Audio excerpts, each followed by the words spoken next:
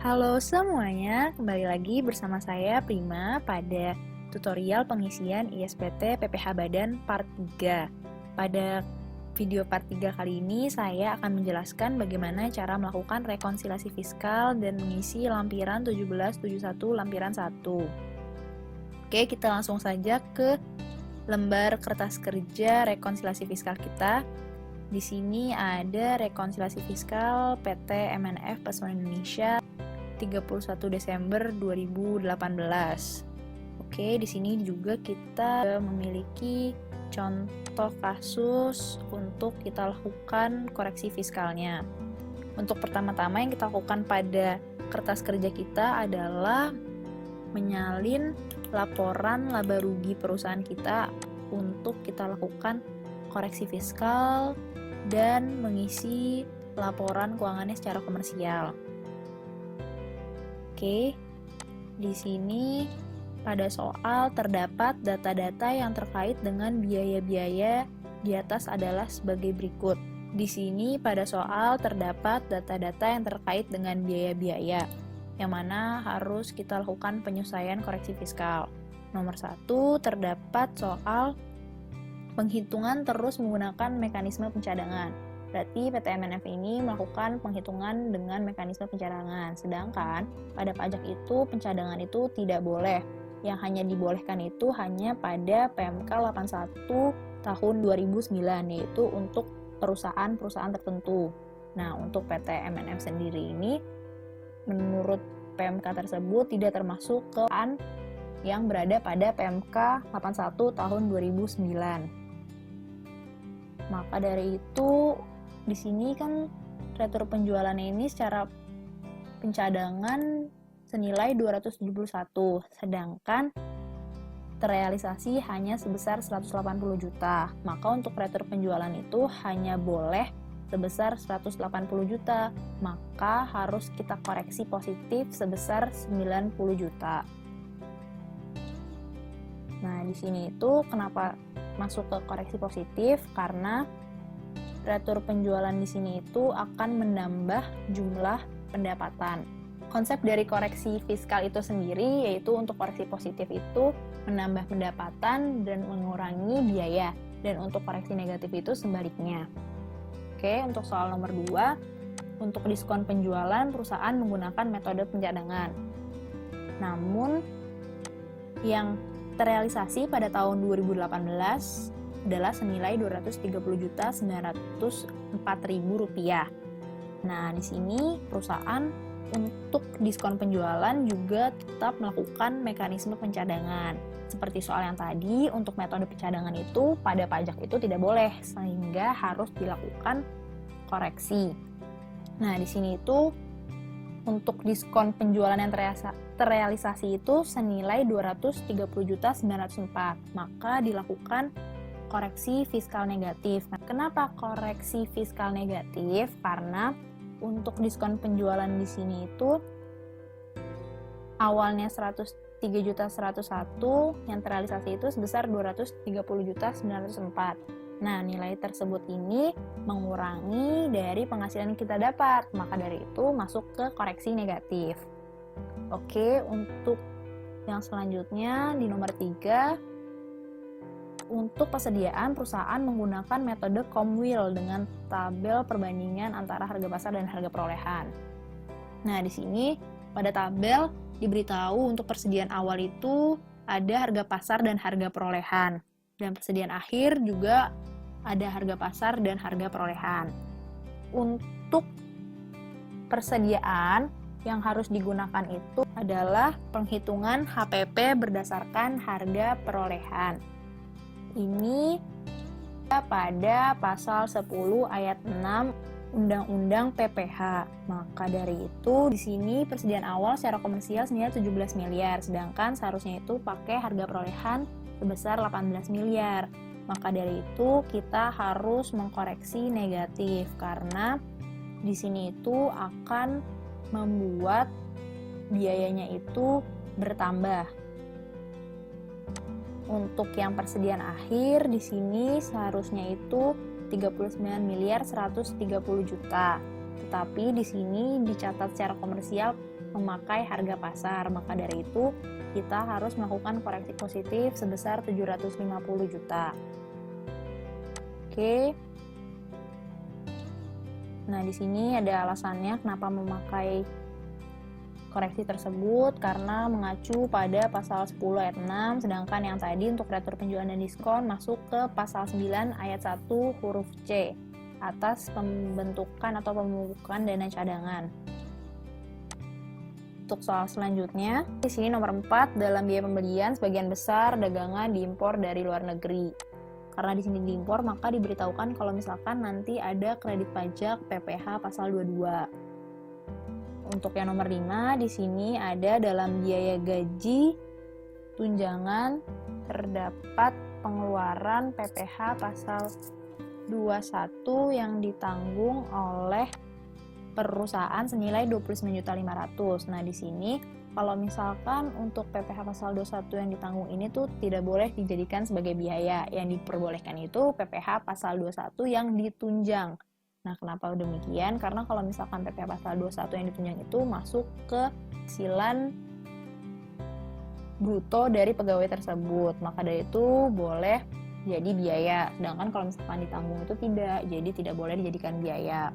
Di sini ada lembur itu boleh jadi biaya. Di sini ada tunjangan makan siang sebesar 34 juta, di sini boleh karena bentuknya tunjangan. Lalu di sini ada bonus yang dicadangkan sebesar 120 juta, itu tidak boleh, itu mengacu pada pasal 9 ayat 1 huruf C Undang-Undang PPh.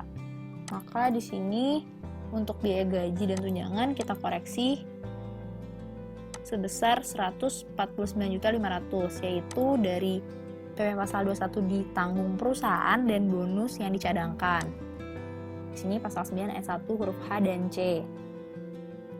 Selanjutnya, di sini ada biaya transport dan perjalanan dinas terdapat pembelian tiket, uang saku 161 juta untuk perjalanan keluarga pimpinan ke Lombok.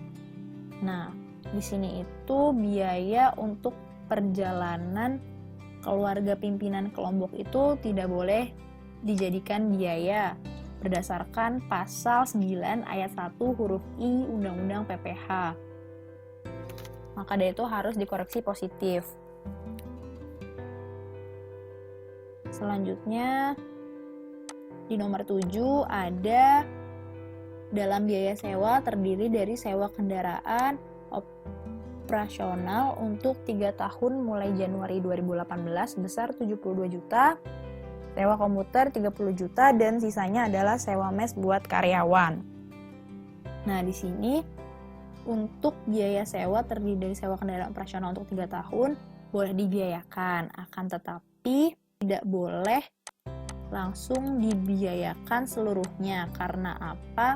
Di sini itu menurut pasal 11 ayat 1 untuk pengeluaran yang mempunyai masa manfaat lebih dari 1 tahun, pembebanannya dilakukan melalui penyusutan atau melalui amortisasi. Maka dari itu di sini harus kita koreksi, yaitu 72 juta dibagi 3 tahun. Lalu untuk di sini itu diberitahu kalau misalkan sisanya adalah sewa mes buat karyawan. Nah, untuk sewa mes untuk karyawan itu tidak boleh dibiayakan karena masuk ke pasal 9 ayat 1 huruf E, yaitu natura atau kenikmatan yang diberikan kepada pegawai, itu tidak boleh. Maka dari itu di sini kita harus koreksi sebesar 166.500.000. Oke, selanjutnya dalam biaya perawatan dan perbaikan terdiri dari biaya perbaikan kendaraan sedan kantor sebesar 3 juta per bulan mulai bulan Juni. Nah, biaya ini boleh dibiayakan hanya sebesar 50%, mengacu pada Cap 220 PJ 2002. Selanjutnya, untuk biaya kebersihan sebesar 400.000 per bulan, ini boleh dibiayakan dengan asumsi biaya kebersihan ini untuk biaya kebersihan kantor. Dan untuk sisanya adalah biaya pemeliharaan mes dan rumah pimpinan, itu tidak boleh dibiayakan karena masuk ke pasal 9 ayat 1 huruf E. Oke, selanjutnya kita koreksi sebesar 42.450.000. Di sini karena 3 juta dikali 7 bulan kali 50% ditambah sisanya itu buat biaya pemeliharaan mes dan rumah pimpinan. Oke, ke soal selanjutnya.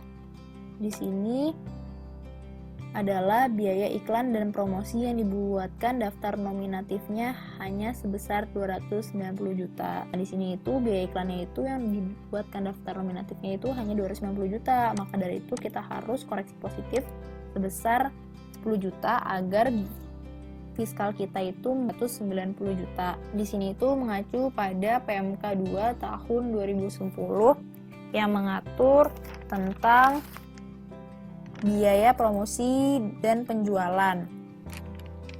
Untuk selanjutnya di sini ada biaya pajak dan retribusi yang di dalamnya terdapat pengeluaran untuk PBB mes sebesar 450.000.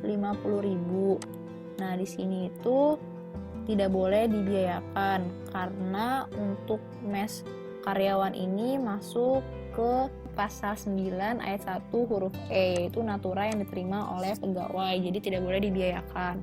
Lalu ada PBB pabrik dan kantor, ini boleh dibiayakan. SKPKB PPh badan itu tidak boleh dibiayakan karena masuk ke pasal 9 ayat 1 huruf H, yaitu biaya tentang pajak penghasilan. Dan untuk STP denda PP pasal 25 sebesar 1.640.000 itu tidak boleh dibiayakan karena masuk ke pasal 9 ayat 1 huruf K tentang sanksi yang berkenaan di bidang perpajakan. Jadi di sini dalam biaya pajak dan retribusi dikoreksi sebesar 20.990.400. Lalu selanjutnya dalam biaya listrik dan telepon terdapat biaya telekomunikasi pasca bayar direksi sebesar 18.252.000 rupiah. Nah, untuk biaya ini dikoreksi hanya sebesar 50% mengacu pada Kep 20 PJ 2002, yaitu pemberian biaya telekomunikasi seperti voucher yang diberikan kepada pegawai dengan jabatan tertentu. Jadi boleh dibiayakan sebesar 50%. Nah, di sini kan jabatan tertentunya itu kan untuk direksi. Nah, untuk telepon kantor di sini boleh dibiayakan seluruhnya. Di sini itu ada tidak terdapat bukti pembayaran. Kalau misalkan di dalam pajak itu segala sesuatunya itu harus pasti. Jadi kalau misalkan ada biaya yang tidak terdapat bukti pembayaran atau tidak ada bukti yang valid akan hal itu, maka tidak boleh dibiayakan. Maka di sini dikoreksi sebesar 22.644.000 berdasarkan tadi Kep 20 PJ 2002 pasal 1. Selanjutnya ada termasuk pengeluaran untuk sumbangan kebakaran di Tambora sebesar 25 juta. Nah, di sini itu untuk sumbangan kebakaran di Tambora ini tidak boleh dibiayakan mengacu pada PP 93 tahun 2010. Di sini itu biaya sumbangan yang boleh dibiayakan untuk bencana itu hanya boleh untuk bencana yang dinyatakan pemerintah sebagai bencana nasional. Contohnya itu seperti bencana tsunami di Aceh. Selanjutnya itu ada biaya penelitian dan pengembangan riset di Aceh senilai 45 juta. Nah, untuk biaya penelitian dan pengembangan ini boleh dibiayakan berdasarkan pasal 6 ayat 1 huruf F karena dilakukan di Indonesia. Kalau misalkan biaya penelitian dan pengembangan risetnya itu ada di luar negeri, maka tidak boleh dibiayakan. Selanjutnya ada pengeluaran lain yang tidak terdapat bukti pendukungnya. Nah, untuk biaya ini sama seperti hal yang tadi, tidak boleh dibiayakan karena di pajak itu harus memiliki bukti yang valid akan biaya tersebut. Maka di sini koreksi sebesar juta rupiah. Oke, selanjutnya di sini terdapat data-data bahwa perusahaan juga memperoleh penghasilan dari luar usaha dan mencatat di pembukuan. Yang pertama itu penghasilan berupa bunga deposito dan tabungan dari Bank Mandiri sebesar 120 juta. Nah, di sini itu penghasilan bruto bunga deposito itu masuk ke penghasilan yang bersifat final. Maka dari itu kita harus melakukan koreksi negatif karena mengurangi penghasilan yang kita punya. Karena sifat dari penghasilan dia tersebut itu adalah penghasilan yang bersifat final. Maksud dari sifat final itu adalah penghasilan yang tidak boleh diperhitungkan dalam penghitungan penghasilan lainnya.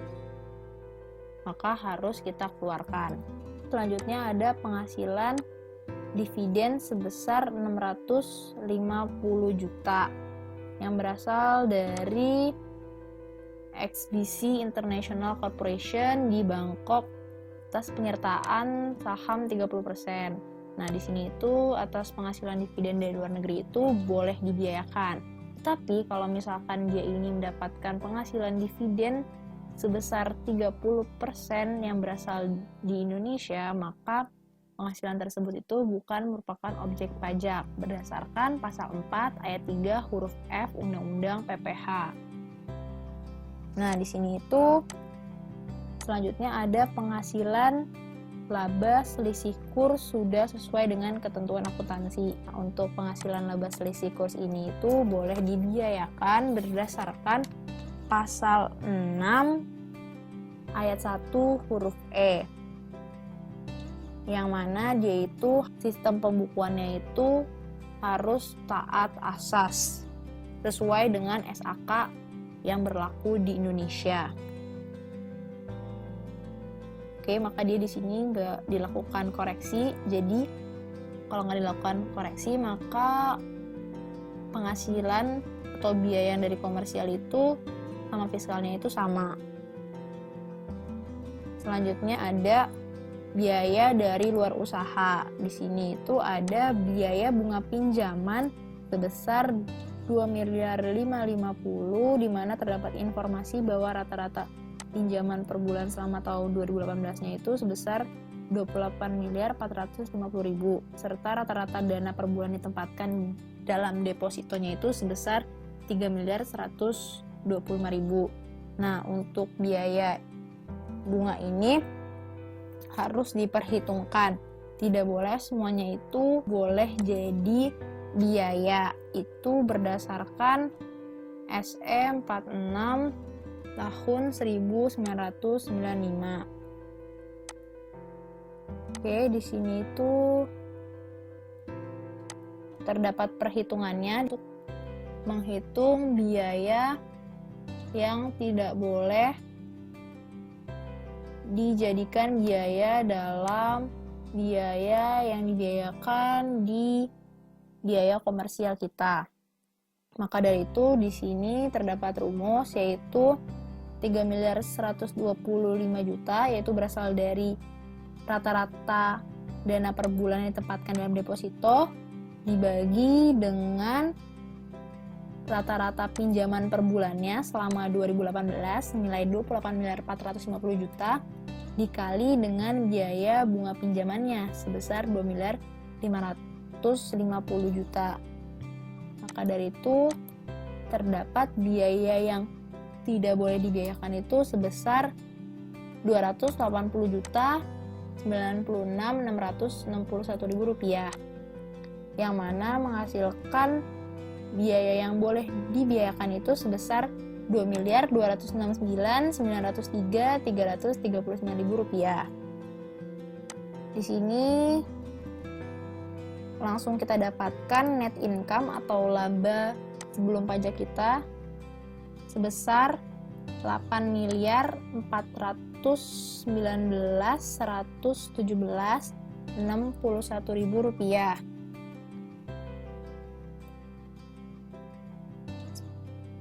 Selanjutnya kita mengisi lampiran 1 pada aplikasi SPT PPH Badan kita. Maka dari itu kita ke aplikasi SPT PPH Badan kita, ke bagian program, ke buka SPT yang ada ke tahun 2018, di mana SPT yang sebelumnya telah kita kerjakan.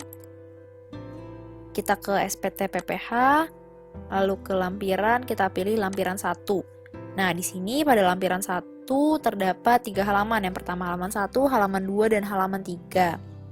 Nah, di sini itu pada halaman 1 itu terdapat penghasilan neto komersial dalam negeri, penghasilan neto komersial luar negeri, sama penghasilan yang dikenakan PPh final dan yang tidak termasuk objek pajak. Pertama, kita masukkan penghasilan neto komersial dalam negeri. Di sini ada peredaran usaha, kita masukkan 46 miliar. Kita klik kanan, paste. Lalu penghasilan dari luar usaha dalam negeri. Nah, di sini itu penghasilan neto dari luar usaha di dalam negeri itu hanya berasal dari penghasilan bunga deposito dan laba selisih kurs saja. Jadi di sini 1.370.000.000 kita masukkan di sini paste. Karena apa? Untuk dividen dari Thailand itu masuk ke penghasilan neto komersial luar negeri. Nah, di sini itu untuk penghasilan neto komersial luar negeri itu tidak bisa kita isi di lampiran 1. Karena kita harus isi terlebih dahulu lampiran khusus 7A pada kolom 4. Kalau misalkan kita sudah mengisi ini, maka hasil dari lampiran khusus 7A itu langsung akan ke-connect ke lampiran 1. Nah, untuk mengisi lampiran khusus 7A ini akan saya bahas pada video selanjutnya. Di sini ke penghasilan yang dikenakan PPh final dan yang tidak termasuk objek pajak. Di sini penghasilan bunga deposito yang tadi bersifat final masuk ke pasal 4 ayat 2 Undang-Undang PPh. Kita klik paste. Oke, selanjutnya kita ke 1771 halaman 2. Di sini ada penyesuaian fiskal positif. Dapat beberapa pos penyesuaian fiskal positif. Yang mana koreksi positif kita yang ada di sini harus kita kelompokkan ke dalam akun-akun ini. Nah, cara pengelompokannya itu lebih baik kita harus kelompokkan terlebih dahulu pada Excel sebelum kita masukkan ke aplikasi ISPT PPH Badan kita. Untuk mempermudah, kita pakai rumus sum if.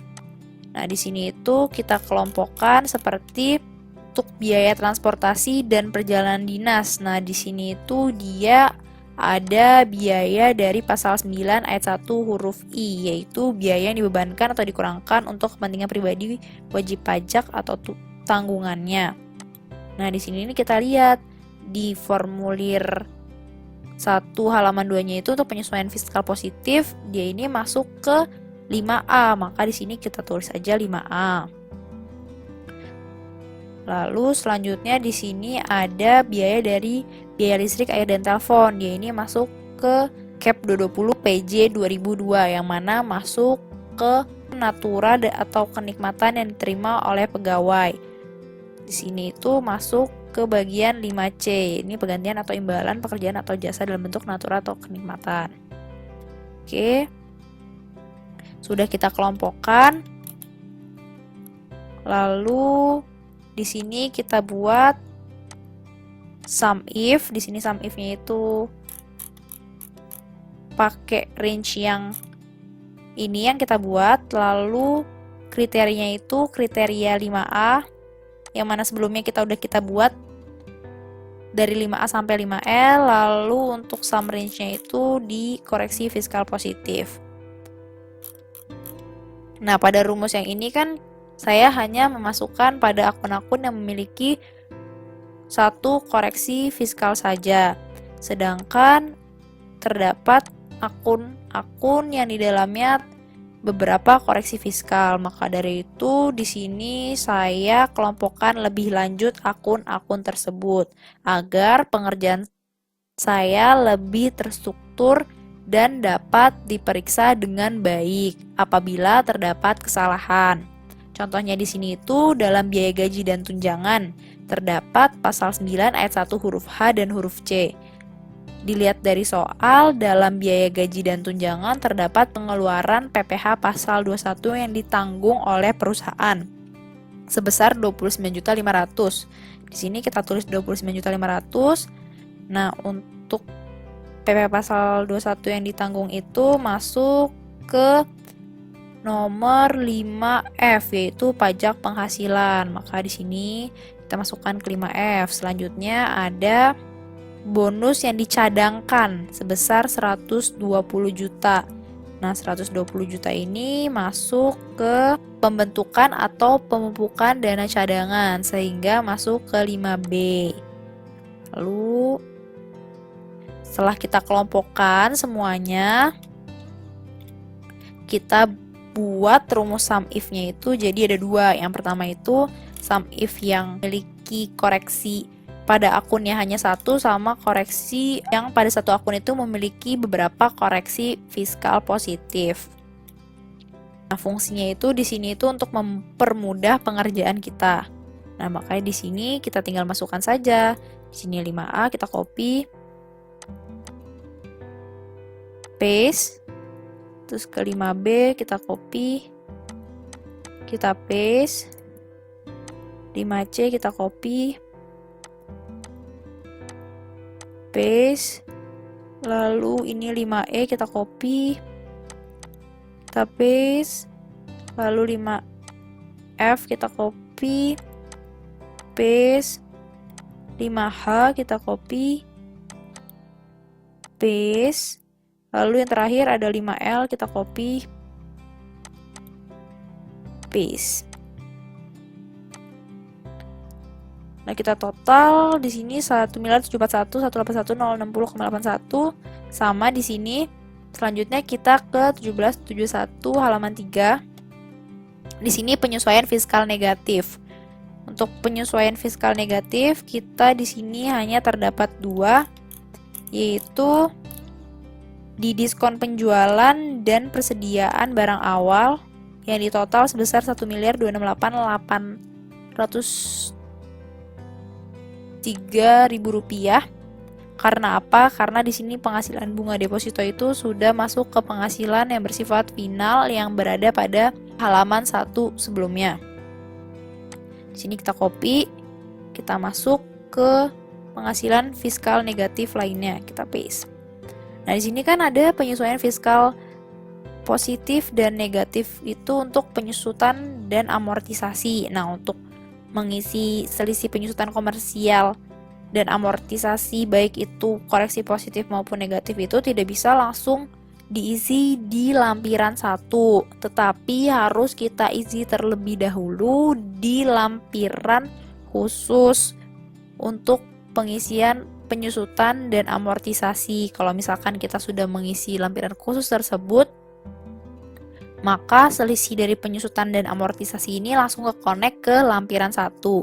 Nah, untuk video penyusutan tersebut akan saya bahas pada video selanjutnya. Oke.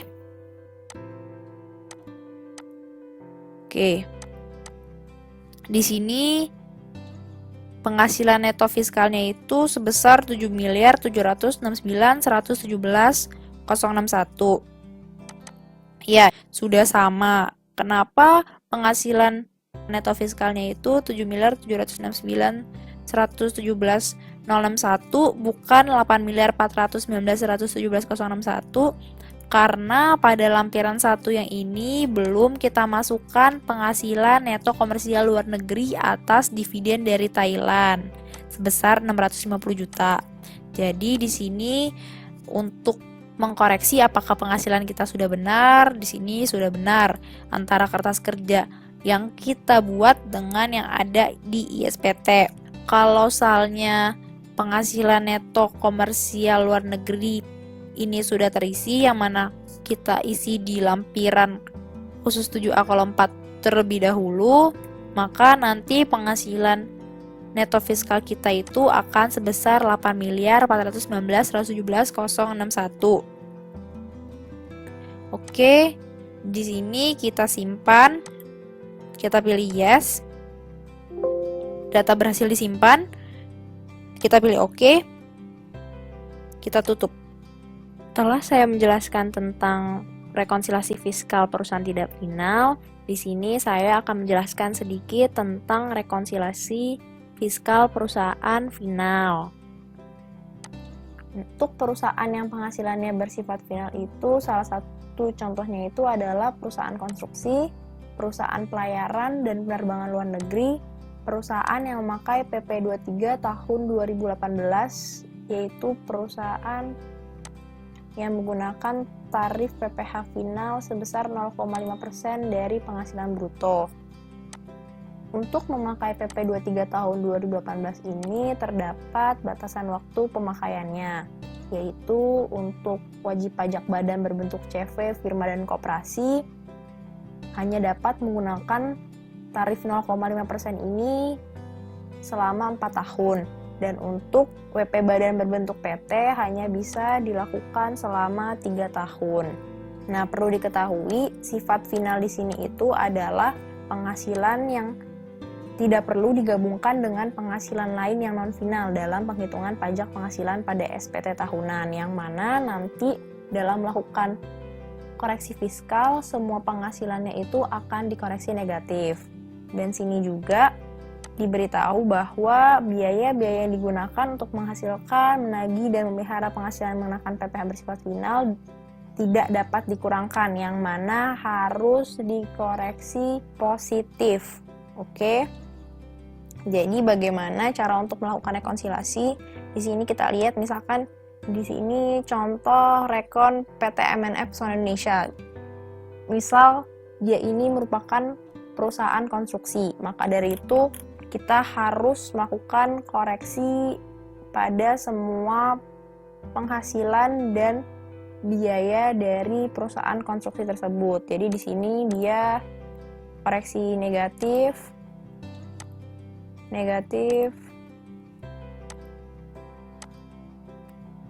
ini positif.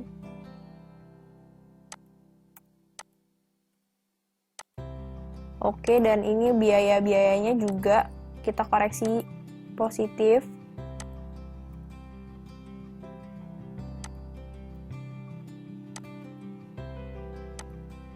Biar laba fiskalnya ini di sini 0.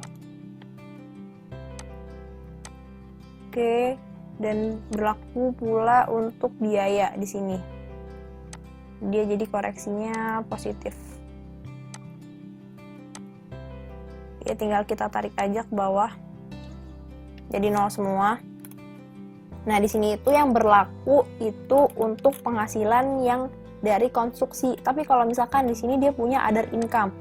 Other income-nya itu di sini dividen dari Thailand sama keuntungan dari penjualan aset. Nah, kan sifat dari dividen dari Thailand dan keuntungan penjualan aset ini kan bukan dari penghasilan dari konstruksi. Maka penghasilannya ini tuh bukan penghasilan final, yang mana penghasilan tersebut itu tidak boleh dikoreksi, yang akan diperhitungkan dalam penghitungan SPT tahunan. Sedangkan kalau misalkan untuk penghasilan yang final ini nanti akan hanya dilaporkan saja. Seperti itu. Mungkin cukup sekian video tutorial pengisian ISPT PPh Badan part 3 kali ini. Kurang lebihnya mohon maaf. See you di video selanjutnya. Bye!